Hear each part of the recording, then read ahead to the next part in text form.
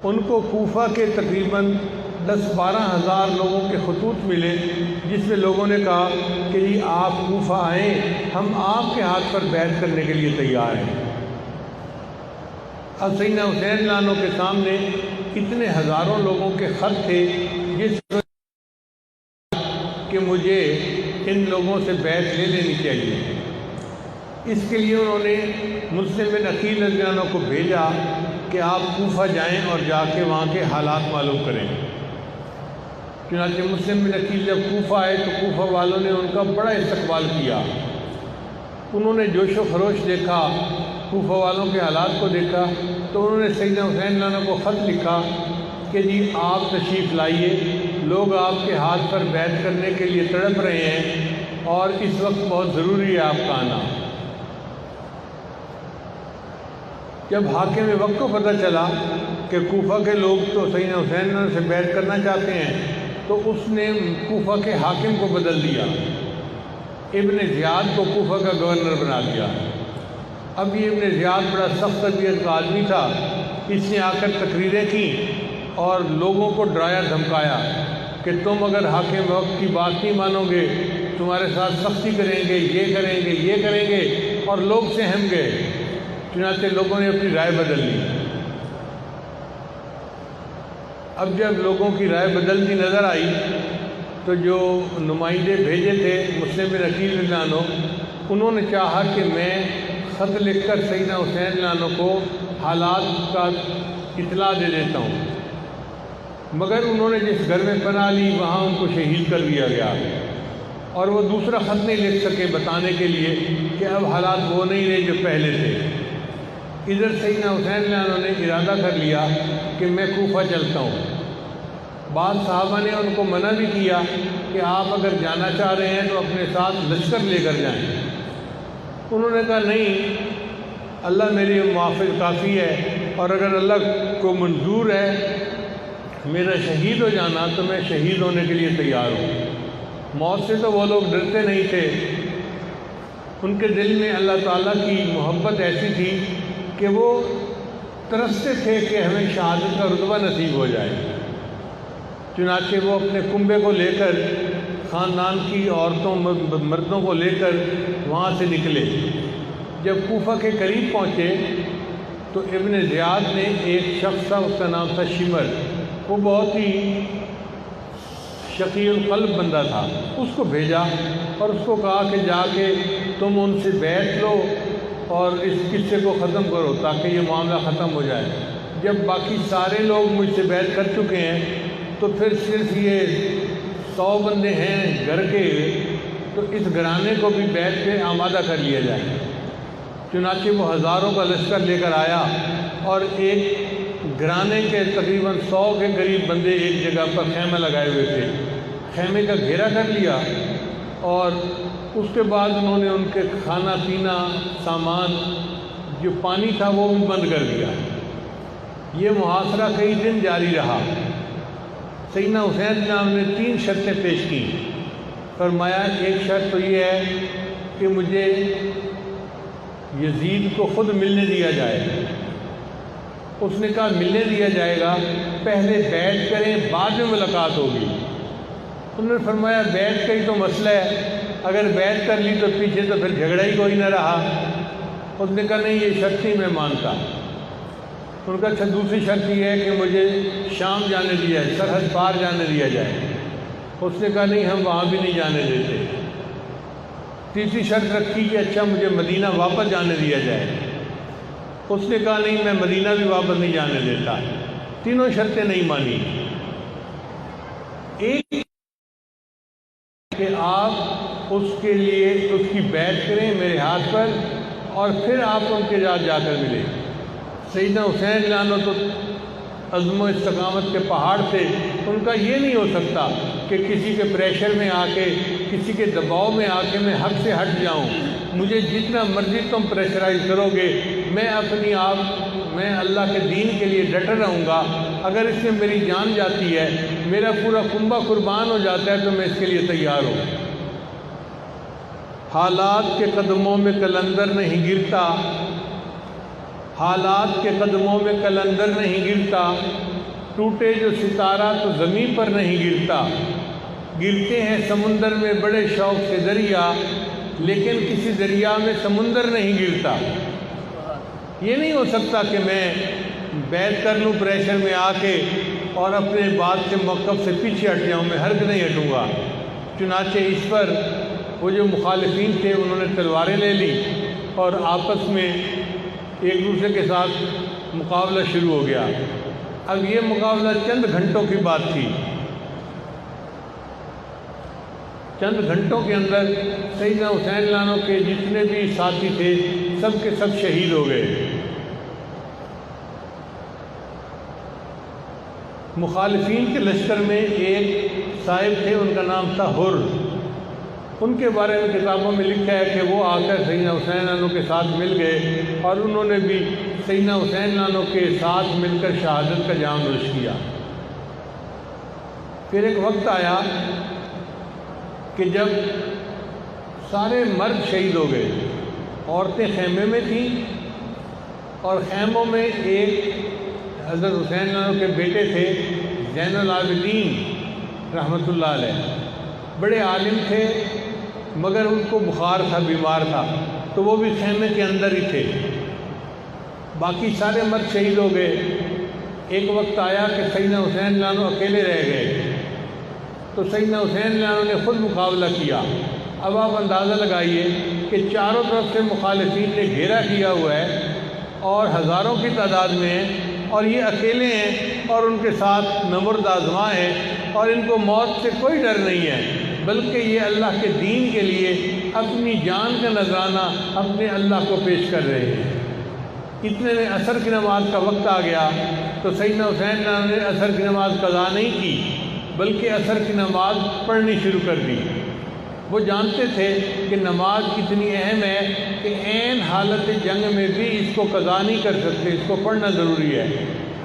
وہ سجدے کی اہمیت کو جانتے تھے، چنانچہ وہی ہوا کہ جب وہ سجدے میں گئے تو مخالفین نے ان کو شہید کر دیا اور انہوں نے جام شہادت نوش کر لیا۔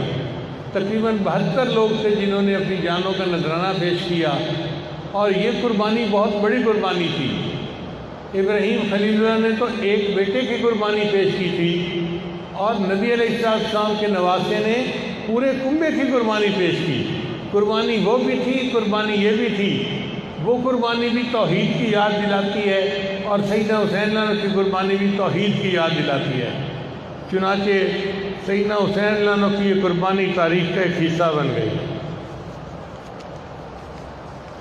شاعر نے کہا، کتنی خدمت کر گیا وہ جیتے جی اسلام کی، لاج رکھ لی اس نے اپنے نانا جی کے نام کی، دے گیا باطل کی وہ ساری فوجوں کو شکست، کھول کر رکھ دی اسلام کی، اس نے جو کرنا تھا وہ کر ہی گیا دین کے لیے، اس کو پرواہ ہی نہ تھی جیسے کبھی عالم کی، روند ڈالی غیر کی ساری بھیانت ساز،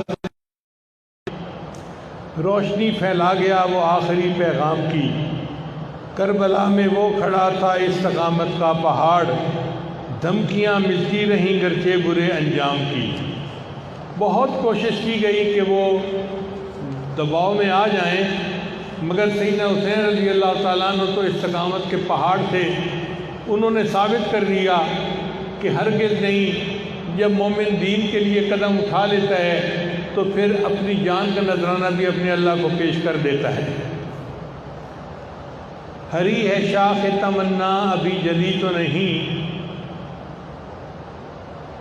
دبی ہے آگ جگر کی مگر بجھی تو نہیں، جفا کی تیغ سے گردن وفا شعاروں کی، کٹی ہے برسر میدان مگر جھکی تو نہیں۔ مومن کی گردن کٹ سکتی ہے مگر باطل کے سامنے جھک نہیں سکتی۔ چنانچہ یہ درس تھا جو سیدنا حسین نے اپنی شہادت کے ذریعے اس امت کو دیا۔ حدیث مبارکہ میں آتا ہے کہ شہید کے خون کا پہلا قطرہ جب زمین پر گرتا ہے اللہ تعالیٰ اس کے سارے گناہوں کو معاف فرما دیتے ہیں۔ پھر حدیث مبارکہ میں آتا ہے کہ اللہ تعالیٰ جنتیوں سے جنت میں پوچھیں گے کہ کیا تمہیں کسی اور چیز کی ضرورت ہے، تمہیں کوئی چیز جو مزہ دیتی ہو اور نہ تمہارے پاس موجود ہو تو وہ چیز مجھے بتاؤ۔ تو جنتی کہیں گے نہیں یا اللہ، آپ نے جو دیا ہمیں ہر نعمت یہاں موجود ہے، بس ہمیں اور کسی چیز کی ضرورت نہیں ہے۔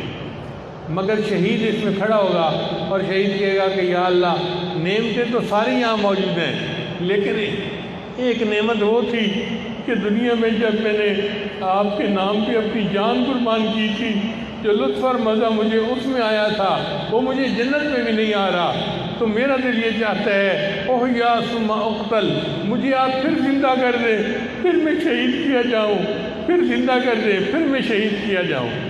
تو شہید کو اللہ تعالیٰ ایسی لذت عطا فرماتے ہیں کہ وہ جنت میں بھی تمنا کرے گا کہ مجھے زندہ کیا جاتا اور مجھے دوبارہ شہید کیا جاتا۔ چنانچہ حدیث مبارکہ میں آتا ہے قیامت کے دن اللہ تعالیٰ شہیدوں کو حکم دیں گے کہ شہید میرے عرش کے قریب آ جائیں۔ اگر کسی شہید کے راستے میں حضرت ابراہیم خلیل اللہ بھی کھڑے ہوں گے تو ابراہیم خلیل اللہ راستہ چھوڑیں گے تاکہ وہ شہید اللہ کے عرش کے قریب ہو جائے، اللہ کے عرش کے قریب ہو جائے۔ اللہ تعالیٰ شہید کو اتنا مقام عطا فرمائیں گے۔ اور امام قرطبی رحمۃ اللہ علیہ فرماتے ہیں کہ ہر بندے کی جب موت کا وقت آتا ہے تو ملک الموت اس کی روح کو قبض کرتے ہیں، لیکن جب شہید کی موت کا وقت آتا ہے تو اللہ تعالیٰ فرماتے ہیں ملک الموت کو، ملک الموت یہ میرا عاشق ہے، یہ میرے نام پہ قربان ہو رہا ہے، تو پیچھے ہٹ، اس کی روح کو میں قبض کروں گا۔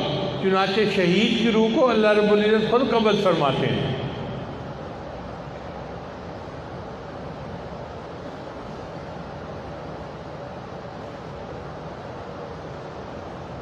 سیدنا حسین اللہ عنہ نے پوری امت کو یہ سبق دیا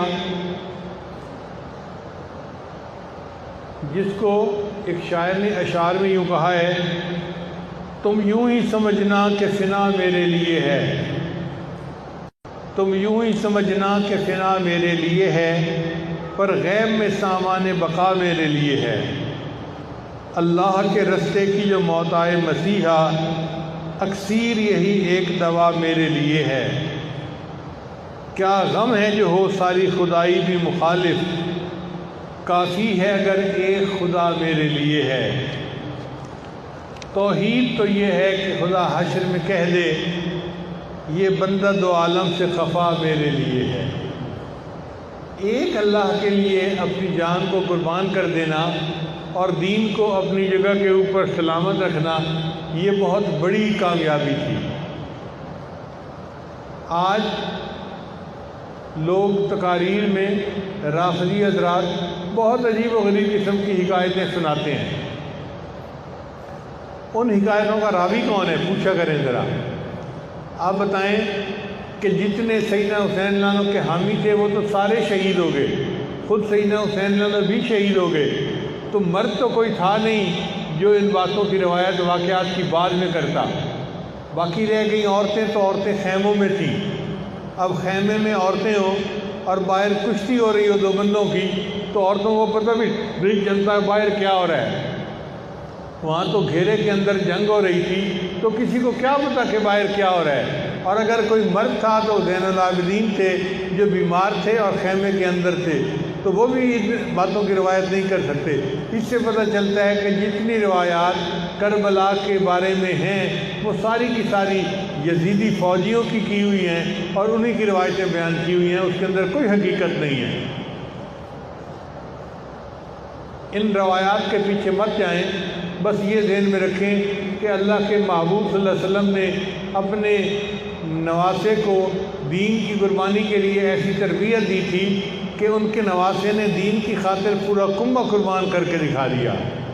اس کو علامہ اقبال نے یوں کہا ہے، غریب و سادہ و رنگین ہے داستان حرم، کہ حرم کی داستان، غریب کا مطلب ہوتا ہے انوکھی، 1 in million، اس کو غریب کہتے ہیں۔ غریب و سادہ و رنگین، رنگین سے مراد یہ کہ خون بہا ہے۔ غریب و سادہ و رنگین ہے داستان حرم، نہایت اس کی حسین ابتدا ہے اسماعیل۔ اس کہانی کی ابتدا اسماعیل علیہ السلام سے شروع ہوئی کہ انہوں نے اللہ کے نام پہ اپنی جان قربان کی تھی، اور اس کی انتہا سیدنا حسین لانا پہ ہوئی کہ سیدنا حسین لانا نے اپنا پورا کنبہ قربان کروا دیا تھا۔ اس پہ کوئی شک نہیں کہ سیدنا حسین لانا کی قربانی بہت بڑی قربانی ہے۔ اللہ تعالیٰ ہمیں سیدنا حسین لانا کے ساتھ سچی محبت عطا فرمائے اور جنت میں ان کے قدموں میں جگہ عطا فرمائے۔